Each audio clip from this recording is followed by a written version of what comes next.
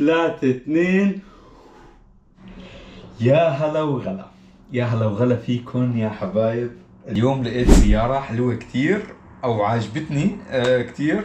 شاركت مرة، حطيت سعر 3000 يورو تقريبا، بس متوقع انه يصل المزاد لممكن 10000 يورو او بين 8 وال 10000 يورو. بس عندي احساس انه ممكن هالسيارة تكون هي السيارة يلي حبشتريها وحعمرها ككامبينج وحسوق فيها لبلاد كتير وحنسافر فيها انا وانتو سوا. كمان اليوم تخرجت من الجامعة. اليوم حصلت على شهادتي من الجامعة، 3 سنين خلصوا باتشلر بالاقتصاد والتجارة، وحاسس انه اذا مشي حاله هذا المزاد اخذتها السيارة فحتكون مثل هدية اشتريتها لحالي في مناسبة تخرجي من الجامعة. فان شاء الله يمشي حاله، وان شاء الله تكون السيارة هي السيارة الصح يلي ممكن تكون يعني معي هالطريق الطويل اللي حسوقه او هالسفرات. فان شاء الله تكون سيارة يعني خرج سفر. بس شكلها يعني مثل ماني شايفها، هي سيارة مش ماشية كتير، يعني 70,000 كيلو يعتبر مو ماشية كتير السيارة، ومن الصور شكلها نظيفة كتير. بس هلا بقيان تقريبا 13 دقيقة. هي السيارة، ما بعرف إذا شايفينها منيح، وبدها شغل من جوا. يعني شكلها كويسة كبيرة، وخرج الواحد إنه يعمر بقلبها تخت ومطبخ وكل شيء خرج السفر. وغير هيك هي توماتيك وديزل. هي السيارة هي كانت لسيارة معاقين للدولة قبل، فالدولة كانت مالكتها للسيارة، ومن بعد اشتراها واحد لحتى يعمرها مثل ما حعمرها أنا، فما كان عنده الوقت لحتى يعمل هالمشروع هذا. بما أنه كانت سيارة للحكومة أو يعني الحكومة كانت مالكتها للمعاقين لحتى يسوقوها أو لحتى تنقلهم، فبتوقع انه يكونوا كانوا عم يعملوا سيرفيس للسيارة على طول. فبتمنى هالشي. يلا بينا 3 دقائق و30 ثانية. خلينا نعطي سعر. عم يقولوا انه السعر اللي حبعطيه هو 38,000 كرون وفي الرسوم، فحبيوصل السعر لل44,000 كرون.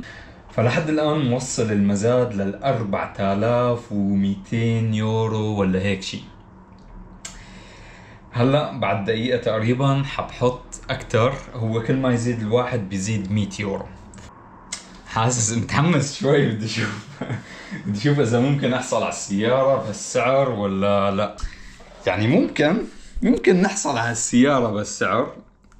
انا بعتقد انه سعرها رخيص، او انا بعتها لاصحابي الميكانيكية قدروا لي سعرها بتقريبا 10,000 يورو. 4000 يورو ما حيكون سعر كتير. وهلأ بقيان 20 ثانية، 18 ثانية، 17، وأنا كنت آخر حدا. 11 ثانية، 10 9 8 7 6 5 4 3 2.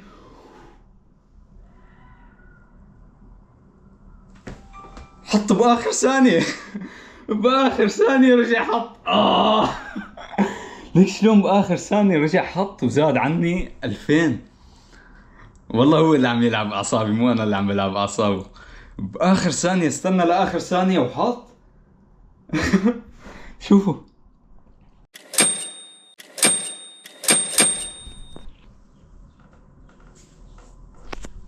آخر شيء أنا حطيت 73,000 كرون، وبيضاف عليها الرسوم يلي هي شي 7,000، فما يعادل 80,000 كرون.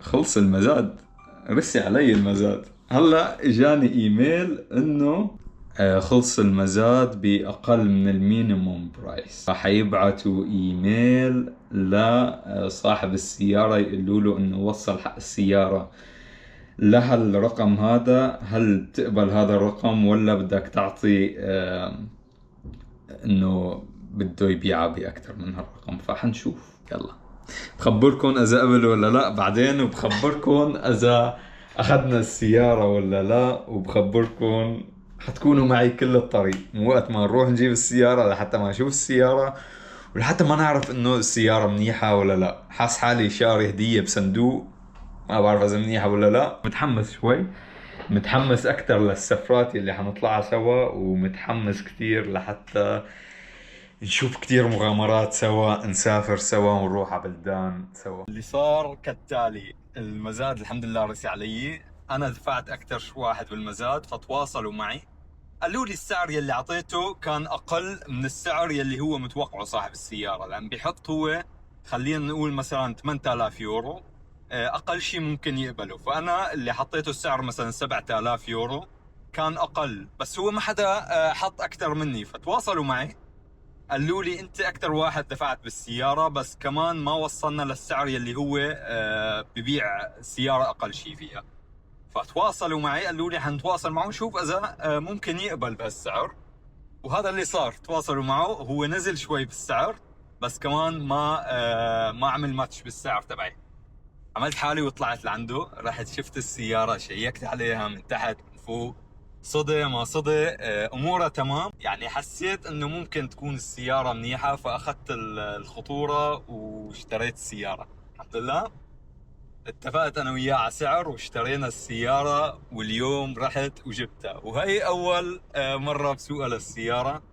امورها تمام لحد الان، يعني الحمد لله رب العالمين الامور تمام، بس كمان بدي اخذها على ميكانيكي يشيك عليها كل شيء، لانه بدي اطلع رحلات طويله مثل ما بتعرفوا، بدنا نطلع على بلاد كثير، فلازم تكون السياره منيحه. فادعوا لي انه تكون السياره منيحه، كل شيء تمام فيها، ما فيها اخطاء، او حتى لو فيها اخطاء ما تكون من الاخطاء الكبيره. فيلا خلينا نروح هلا على الميكانيكي وهوبا ونشيك عليها. سلام.